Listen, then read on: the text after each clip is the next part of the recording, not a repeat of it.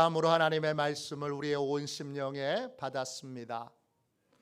하나님을 신뢰하는 믿음, 하나님을 신뢰하는 믿음, 이런 제목으로 같이 은혜 나누겠습니다. 믿음으로 산다는 건 어떤 걸까요?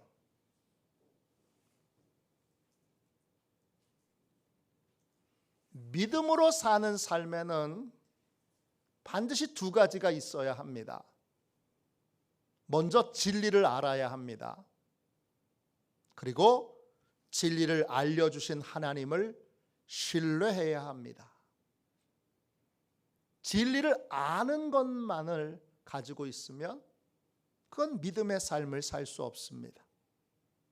진리를 알고 반드시 하나님을 신뢰하는, 하나님의 성품을 신뢰하는, 하나님의 인격을 신뢰하는 삶이 있어야 합니다.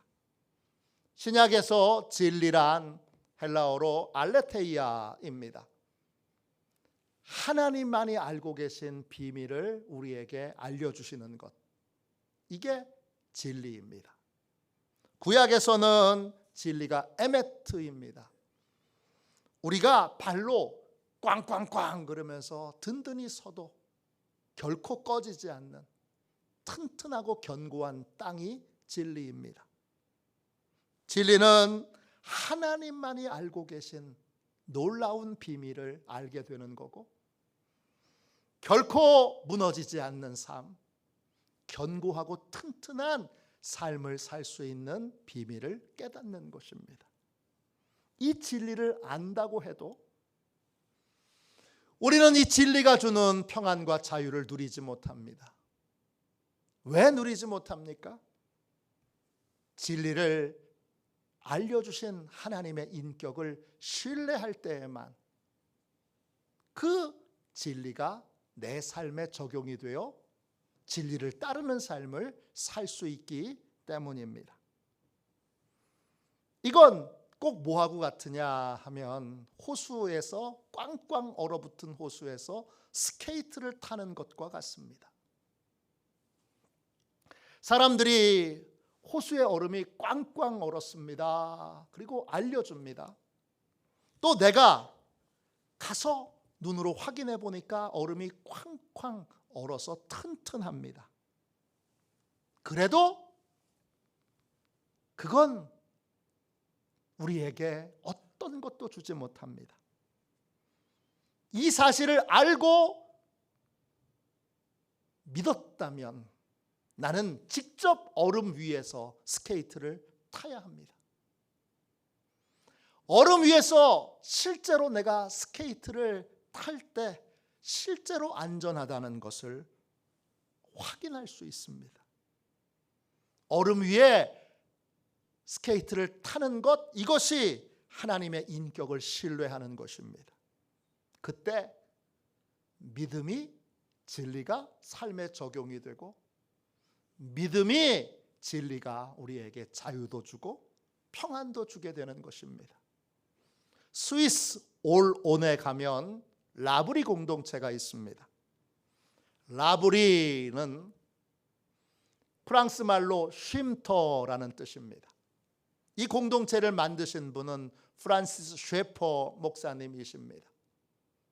살아계시는 동안에는 전 세계의 대표적인 기독교 인물로 그렇게 많은 젊은이들의 존경을 받았습니다. 돌아가셨습니다. 현재는 이 라브리 공동체의 국제회장은 빔 리트게르크라고 하는 목사님이세요. 이 빔 리트게르크 목사님이 쓰신 책이 있는데 책 제목이 믿을 수만 있다면입니다. 1984년도 이 빔 리트게르크 목사님이 학생들을 모아놓은 수양회가 끝나고 나서 참여했던 학생 중에 한 학생의 집에 초대를 받았습니다. 학생이 초대한 게 아니라 학생 어머니가 초대한 거예요. 만나보니까 그 어머니는 나는 그리스도인이 아닙니다. 그리고 아직 신앙생활을 하고 있지는 않습니다. 그렇게 자기를 소개해요. 그런데도 그 어머니가 이 목사님 부부를 만나서 함께 대화를 나누기를 간절히 원하는 걸 느꼈어요. 그래서 처음에는 하나님이 존재하시는가 이런 걸 가지고 대화를 나눴는데 시간이 지나면서 이 어머니가 진짜 고민하는 것이 뭔지 알게 됐어요. 이 학생의 어머니는 자신의 고민을 깊은 탄식과 함께 이렇게 고백했습니다. 믿을 수만 있다면, 믿을 수만 있다면.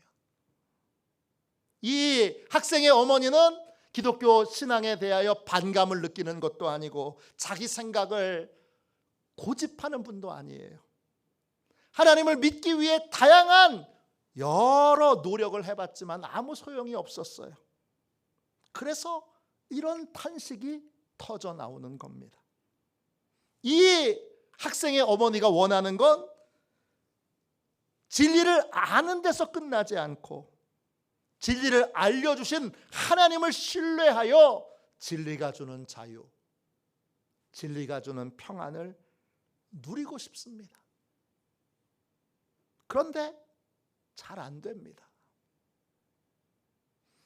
하나님을 신뢰하는 믿음을 가지려면 어떻게 해야 되죠?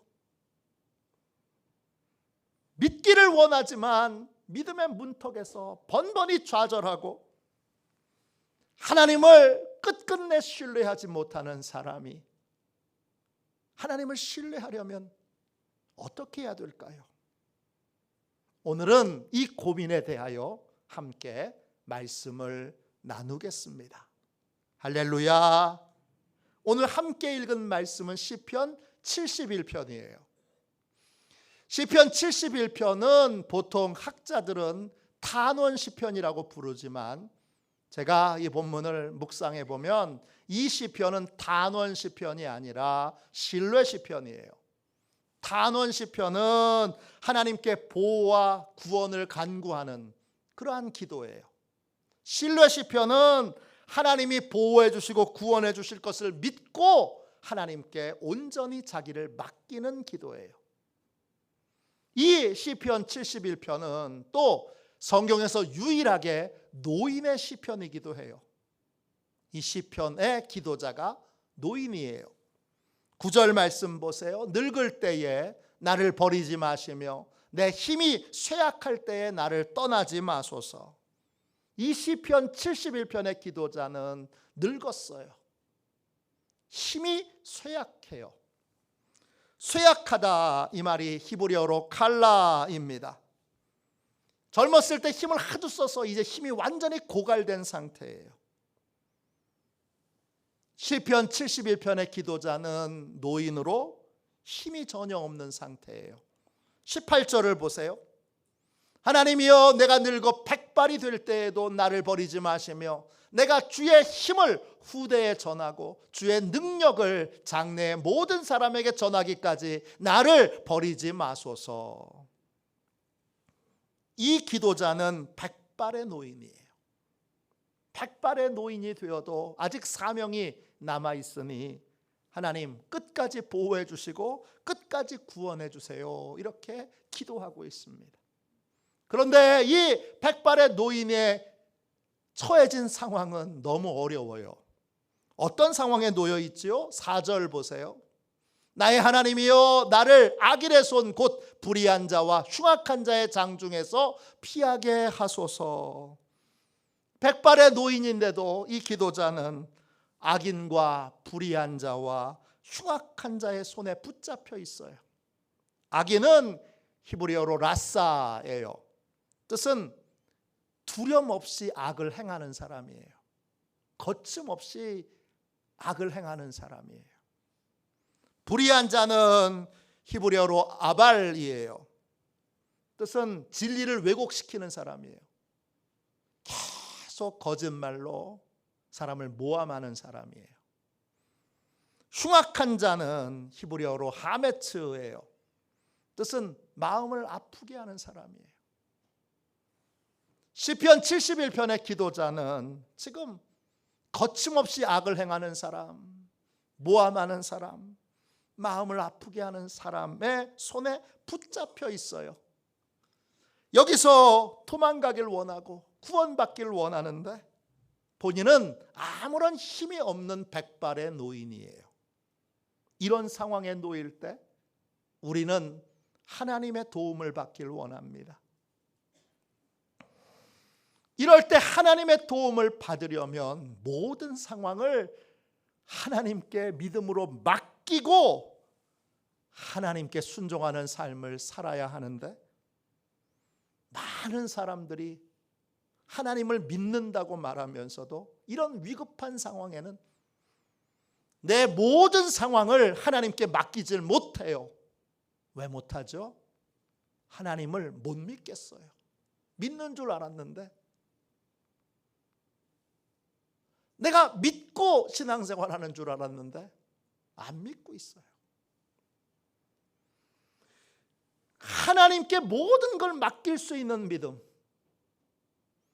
그리고 하나님께 모든 걸 맡기고 순종할 수 있는 믿음은 도대체 뭘 해야 생기는 거예요? 어떻게 해야 생기는 거예요? 도대체 어떻게 해야 믿음으로 내 모든 상황을 하나님께 맡기고 순종하는 삶을 살 수 있습니까? 4가지의 여러분 비밀을 같이 나누려고 해요. 첫 번째, 내 힘과 능력으로 문제를 해결할 수 없다는 사실을 인정해야 합니다.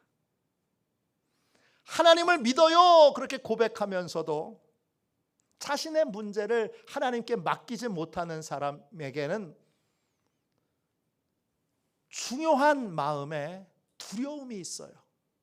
어떤 두려움일까요? 하나님께 맡기면 내가 내 삶을 통제하지 못할 것 같은 그러한 두려움이 있어요. 믿음의 철학자 블레즈 파스칼은 팡세라고 하는 책을 썼어요. 팡세는 프랑스 말로 생각이라는 뜻이에요. 파스칼은 이 팡세에서 자신의 문제를 하나님께 맡기지 못하는 이유를 사람들의 열정 때문이라고 그렇게 설명합니다. 그는 이렇게 말했습니다. 당신이 믿을 수 없다면 그것은 당신의 열정 때문입니다. 당신은 하나님이 존재한다는 증거들을 늘려서가 아니라 당신의 열정을 줄임으로 설득을 당하게 될 것입니다. 하나님을 믿지 못하는 이유는 증거가 부족해서가 아니에요. 2가지의 열정을 억누르지 못하는 거예요. 어떤 열정이냐? 자신의 삶을 하나님께 맡기면 통제력을 잃을 것에 대한 두려움.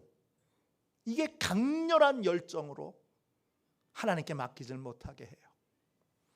또 하나, 하나님께 굴복하는 것, 견딜 수 없는 자존심. 하나님께 굴복하는 것이 너무 자존심이 상해요. 그래서 이 자존심에 대한 열정이, 이 두려움의 열정이 자신의 모든 문제를 하나님께 맡기지 못하게 합니다. 자신의 문제를 하나님께 믿음으로 맡기지 못하는 사람에게 파스칼은 이런 조언을 합니다. 믿는 것처럼 흉내를 내십시오. 그러면 당신의 마음이 따라오게 될 것입니다. 믿음을 갖지 못했다면 믿음을 가진 사람처럼 흉내라도 내라는 것입니다. 그런데 흉내를 내고 싶어도 내지 못하는 이유가 있어요. 왜냐? 아직 내 힘과 능력으로 내 문제를 해결할 수 있다고 생각할 때는, 그때는 흉내를 내려고 하는 마음조차도 없어요. 내 문제를 진짜 내가 해결할 수 없다는 걸 인정한다면, 그러면 비로소 하나님께 도움을 받아야 되겠다라는 마음을 갖게 되고, 하나님의 도움을 받아야 되겠다라는 마음을 갖게 되면, 믿음을 가질 수 없다면 믿음의 흉내라도 내기 시작합니다. 믿음의 흉내를 내다 보면 은혜를 체험하게 되고, 그리고 진짜 믿음이 생겨서 믿음으로 맡길 수 있게 됩니다. 프랑스에서 전해져 오는 이야기, 미녀와 야수라는 동화가 있습니다. 잘 아시죠? 유명한 동화죠? 멋진 왕자였다가 야수가 되어버린 슬픈 한 남자가 주인공입니다. 그런데 이 남자는 자기 힘으로 다시 왕자가 될 수 없습니다. 자기 힘으로는 야수의 이 모습을 바꿀 수 없습니다. 그는 자기 힘으로 할 수 없는 걸 은혜를 입게 되는데, 여주인공인 벨이라고 하는 아가씨가 이 야수에게 키스를 합니다. 그때 그는 그 키스로 말미암아 다시 왕자님으로 바뀝니다. 벨 아가씨의 키스는 은혜의 순간을 상징합니다. 은혜를 경험하는 거예요. 은혜는 언제 임하게 되죠? 내 힘으로 할 수 없다는 걸 인정하게 될 때, 그때 은혜가 임하게 되는 거예요. 그때 내 힘으로 할 수 없기에 억지로라도 순종하고 억지로라도 따르게 되면, 그때 받게 되고 누리게 되는 것이 하나님의 은혜입니다. 은혜는 주어지는 거예요. 은혜는 찾아오는 것입니다. 누구에게 찾아오느냐? 내 힘으로 내 문제를 해결할 수 없다고 인정하는 사람, 하나님의 도움을 받아야 한다고 고백하는 사람, 인정하는 사람. 그래서 하나님의 도움을 받기 위해 아직 은혜가 임하지 않았으니까 여전히 믿음은 없지만 믿음의 흉내라도 내기 시작하는 사람에게 여러분, 하나님의 은혜가 임하게 됩니다. 그러므로 여러분, 제일 먼저 첫 번째 믿음의 단계는 내 힘으로 내 문제를 해결할 수 없다는 걸 인정하고 하나님께 도움을 받기로 결정하는 것입니다. 두 번째, 어떻게 해야 믿음으로 내 상황을, 내 삶을 하나님께 맡길 수 있습니까? 불안과 두려움 속에서도 하나님을 신뢰하는 믿음을 선택해야 합니다. 오늘 말씀 1절을 보세요. 시편 71편 1절입니다. 여호와여, 내가 주께 피하오니 내가 영원히 수치를 당하게 하지 마소서 합니다. 시편 71편의 이 백발노인은 하나님을 신뢰하기로 결정합니다. 그는 하나님께 피합니다. 죄인과 흉악한 자와 포악한 자들의 손에 붙들려 있는 자신을 그냥 한탄하지 않고 하나님께 피합니다. 피한다, 이 말이 히브리어로 하사입니다. 뜻은 하나님을 피난처로 삼는다, 이런 뜻이에요. 이제 나는 하나님을 나의 피난처로 삼습니다. 그렇게 결단합니다. 그런데 그 다음 구절을 읽어보면 그의 마음 안에는 여전히 불안과 두려움이 가득 차 있습니다. 믿음은 불안과 두려움이 없어지고 모든 것이 명확해질 때 가게 되는 것이 아닙니다. 믿음은 불안과 두려움 속에서도 하나님을 믿고 의지하기로 결단하는 것입니다. 우리의 인생에 너무나 분명해지는 순간은 몇 번 없습니다. 대부분은 불안과 두려움 속에서도 믿음을 선택하고 믿음을 결정해야 합니다. 세계적인 기독교 변증가 오스키니스 박사님이 쓰신 책 가운데 의심이라는 책이 있습니다. 우리나라에서는 아직 번역이 되지 않았습니다. 이 책에서 오스기니스는 의심을 신뢰에 대한 결핍이라고 그렇게 정의를 내립니다. 그리고 재밌는 건 이분이 의심을 3가지 유형으로 분류합니다. 맨 먼저 의지적인 의심이 있습니다. 명백하게 진실이 드러났음에도 불구하고 진실을 따라 살기를 거부하고 거절하는 것이 바로 의지적인 의심입니다. 진실을 알지만 진실을 따르지 않고 거짓을 따르는 삶을 고집하는 것, 이게 의지적인 의심입니다. 성경은 이런 의지적인 의심을 매우 책망하고 이런 태도를 고집하는 사람은 용서받지 못한다고 선언합니다. 용서받을 수 없는 의심이 있다면 그것이 바로 이 의지적인 의심입니다. 그 다음 2번째, 지적인 의심이 있습니다. 지적인 의심도 크게 2가지가 있는데, 먼저 하나님의 뜻과 섭리를 명확하게 알기 위해 예리하게 질문하는 것, 이것은 하나님이 너그럽게 용서해 주십니다. 저도 성경을 읽고 묵상하고 공부할 때마다 수많은 의심이 담겨 있는 질문을 합니다. 근데 하나님이 이런 질문은 너그럽게 허용하십니다. 왜냐? 참 진리를 알기 위한 탐구의 질문이기 때문입니다. 그러나 하나님이 용서치 않으시는 그러한 지적인 의심이 있습니다. 뭐냐? 자신의 능력과 자신의 지적인 능력을 과신하여 겸손함을 잃어버리고 자기가 이해할 수 있는 것만 받아들이겠다고 하나님의 말씀을 멸시하고 조롱하는 것입니다.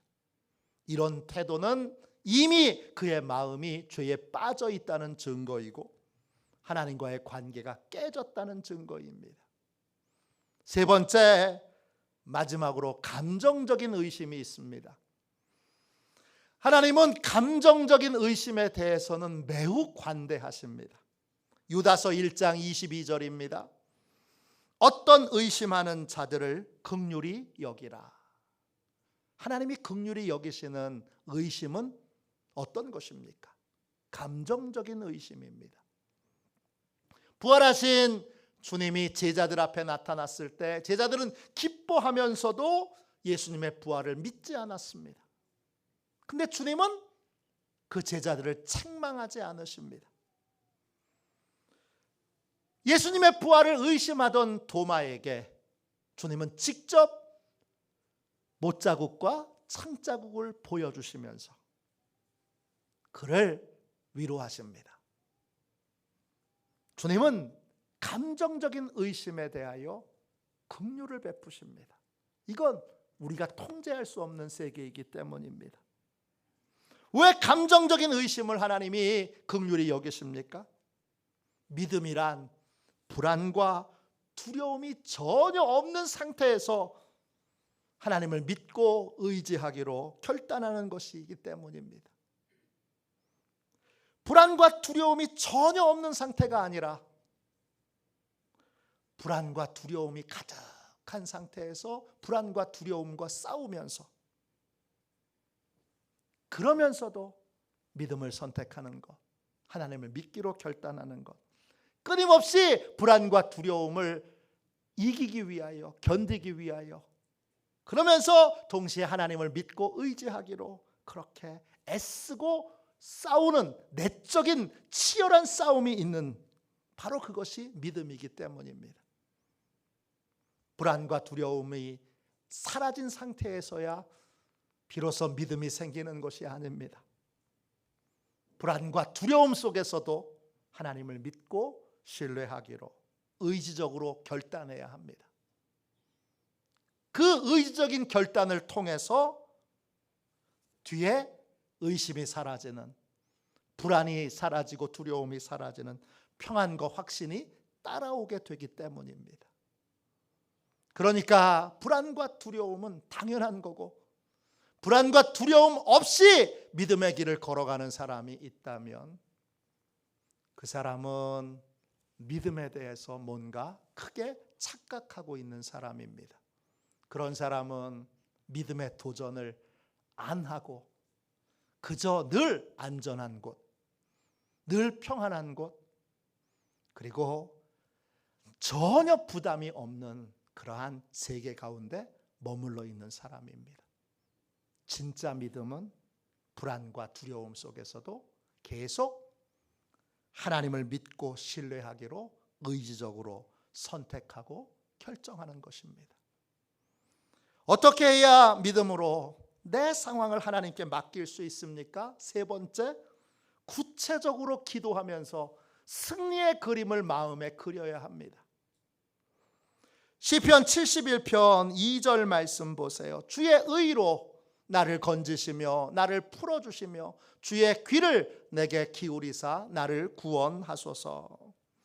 하나님을 신뢰하기로 인정하고 결단하고 고백한 이 백발의 노인의 기도는 구체적인 기도로 들어갑니다. 자신의 고통과 문제를 해결해 주시도록 하나님께 구체적으로 기도합니다. 이 구체적으로 기도하는 이유가 뭡니까? 구체적으로 기도해야 내 마음의 그림이 달라집니다. 우리를 불안하게 하는 건 마음의 패배의 그림이 계속 그려져 있기 때문입니다. 실패의 그림이, 조롱의 그림이, 멸망의 그림이 그려져 있기 때문입니다. 이 그림을 바꾸려면 어떻게 해야 됩니까? 이 마음의 그림이 바뀌어지지 않는 한 불안과 두려움은 떠나지 않는데, 이 마음의 그림을 승리의 그림으로 바꾸려면 어떻게 해야 됩니까? 구체적인 기도가 필요합니다. 구체적으로 아주 선명하게 기도하면 그 기도의 내용이 내 마음의 그림으로 바뀝니다. 시편 71편의 기도자는 하나님의 의를 붙듭니다. 주의 의로 할 때 그 의는 구체적으로 어떤 의입니까? 하나님의 의는 벌하기 전에 용서하시는 의이고, 자격이 없는 자에게 긍휼을 베푸시는 의이고, 그리고 회개한 자에게 용서를 베푸시는 의입니다. 이런 하나님의 의를 붙들고 그는 자신에게 긍휼을 베풀어 달라고 네 가지의 긍휼을 구합니다. 어떤 긍휼을 구합니까? 모든 고통에서 건져주시고, 모든 억압에서 탈출시켜 주시고, 내 모든 기도에 진지하게 응답하여 주시며, 저를 안전한 곳, 악인과 흉악한 자와 포악한 자가 없는 안전한 곳으로 데려가 주십시오. 이렇게 기도합니다. 네 가지의 긍휼을 베풀어 달라고 구체적으로 기도합니다. 이 기도를 드릴 때 그의 마음은 어떻게 됩니까? 구체적인 기도를 드릴 때 패배의 그림이 승리의 그림으로 바뀝니다. 또 절망의 그림이 소망의 그림으로 바뀝니다. 또 불행의 그림이 행복의 그림으로 바뀝니다. 믿음은 마음의 그림을 바꾸는 것입니다. 마음의 그림을 바꿀 때 비로소 우리는 평안을 얻을 수 있습니다. 소망을 얻을 수 있습니다. 이 마음의 그림은 언제 어떻게 바뀝니까? 구체적인 기도, 선명한 기도, 그 기도를 드릴 때에만 여러분 마음의 그림은 바뀌게 됩니다. 히브리서 11장 1절입니다. 믿음은 바라는 것들의 실상이요 보이지 않는 것들의 증거니. 바라는 것들의 실상입니다. 실상, 구체적인 그림이 그려지는 것이 믿음입니다. 믿음은 마음의 그림을 바꾸는 것입니다. 미래에 하나님이 이루어 주실 완전하고 아름다운 모습을 마음에 그리게 될 때 우리는 안심하고 하나님께 우리의 인생을 맡길 수 있게 됩니다. 그러므로 그때는 두려움이 없습니다. 그때는 불안이 없습니다. 왜? 승리의 그림, 소망의 그림, 행복의 그림이 마음에 그려졌기 때문입니다. 잠언 4장 23절입니다. 모든 지킬 만한 것 중에 더욱 내 마음을 지키라. 생명의 근원이 이에서 남이니라. 믿음은 소망의 그림을 지키는 것입니다. 소망의 그림을 하나님이 바꿔주셨다면 그 소망의 그림을 계속 유지하게 될 때 우리는 하나님께 맡기는 것이 어렵지 않게 되고 하나님께 순종하는 것이 어렵지 않은, 맡기고 순종하는 삶을 살 수 있게 됩니다. 마지막 네 번째로, 어떻게 해야 믿음으로 내 상황을 하나님께 맡길 수 있습니까? 넷째, 믿음의 습관이 생길 때까지 믿음의 훈련을 멈추지 말아야 합니다. 오늘 3절 말씀 보세요. 시편 71편 3절입니다. 주는 내가 항상 피하여 숨을 바위가 되소서. 주께서 나를 구원하라 명령하셨으니 이는 주께서 나의 반석이시요 나의 요새이심이니이다. 우리는 우리 자신을 어떻게 생각하느냐, 스스로 생각할 줄 알고 어떤 일이 일어나면 적절하게 그 일에 대하여 반응할 수 있는 사람이라고 생각합니다. 그러나 뇌를 오랫동안 연구했던 뇌과학자들은 우리의 이런 생각이 틀렸다고 말합니다. 우리의 생각은 철저히 습관을 따르게 되어 있습니다. 내가 결정하고 내가 선택하는 것 같지만 나는 어떤 것도 선택하지 못하고 내 생각은 습관을 따르게 되어 있습니다. 내가 하나님을 믿는다고 고백하면서도 정작 내 문제를 하나님께 온전히 맡기지 못하는 이유는 내 삶에 불신의 습관이 있기 때문입니다. 아무리 의지적으로 노력해도 생각은 습관을 따르게 되어 있습니다. 그러니까 믿음으로 살려면 믿음의 습관을 만들어야 합니다. 오늘 시편 71편에 이 백발의 기도자는 나이가 많음에도 불구하고 믿음의 습관을 갖게 해달라고 기도합니다. 오늘 71편 3절 앞부분 보세요. 주는 내가 항상 피하여 숨을 바위가 되소서. 위급한 상황에 놓일 때마다 항상 하나님을 신뢰하여 하나님을 찾는 습관을 갖게 해달라고 기도합니다. 믿음의 습관이 생기면 우리는 우리의 생각은 저절로 믿음을 향하여 흘러가게 됩니다. 시편 71편의 이 백발의 기도자는 위급한 상황이 놓일 때마다 반석이신 하나님을 찾아가고 요새이신 하나님을 찾아가는 믿음의 습관을 갖게 해달라고 기도합니다. 하나님을 믿는다고 하면서도 불안하고 두려워하며 내 문제를 하나님께 맡기지 못하는 이유는 불신의 습관 때문입니다. 이 불신의 습관을 믿음의 습관으로 바꿔야 합니다. 믿음의 습관이 내게 없기에 생각은 늘 습관을 따라 흐르기에 우리는 믿음의 습관이 생길 때까지 믿음의 훈련을 중단하지 말고 계속해서 믿음의 습관이 내 삶에 이루어지고 유지될 수 있도록 믿음의 훈련을 중단하지 말아야 합니다. 하나님을 믿는다고 고백하면서도 위급한 상황에서 하나님을 믿지 못하는, 신뢰하지 못하는 나를 발견할 때가 있습니다. 어떻게 하면 하나님을 믿을 수 있을까요? 어떻게 하면 믿음으로 이 위기 가운데 하나님이 지켜주실 거고 보호해 주실 거고 해결해 주실 것을 믿고 믿음으로 살 수 있을까요? 오늘 네 가지를 같이 살펴봤습니다. 내 힘과 능력으로는 문제를 해결할 수 없다는 걸 먼저 인정해야 합니다. 그럴 때 하나님의 도움을 받으려고 하는 마음이 생깁니다. 불안과 두려움 속에서도 하나님을 신뢰하는 믿음을 선택해야 합니다. 그러면 내 마음속에 있는 감정적인 의심과 두려움도 자연스럽게 해결되기 때문입니다. 의지적인 결단이 먼저입니다. 의지적인 선택이 먼저입니다. 그리고 구체적으로 하나님께 기도함으로 마음의 그림을 승리의 그림으로 바꿔야 합니다. 마음의 그림이 불안과 두려움의 원인입니다. 마음의 그림이 바뀌면 평안과 확신을 갖게 됩니다.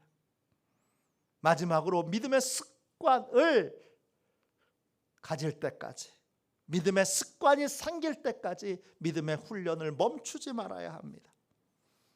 우리의 생각은 습관을 따라 흐릅니다.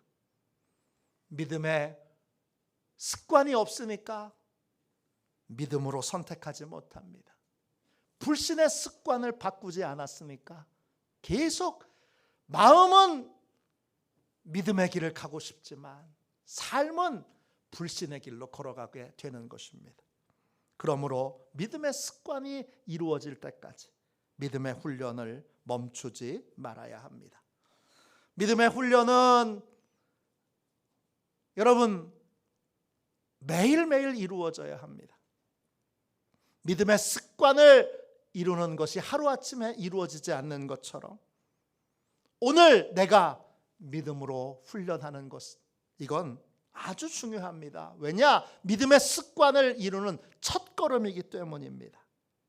모든 불안과 두려움 속에서도 계속 믿음을 선택하는 훈련을 통해 자유와 평안을 누리는 그러한 진짜 믿음의 복을 받고 누리는 저와 여러분이 다 되시기를 주님의 이름으로 축원합니다.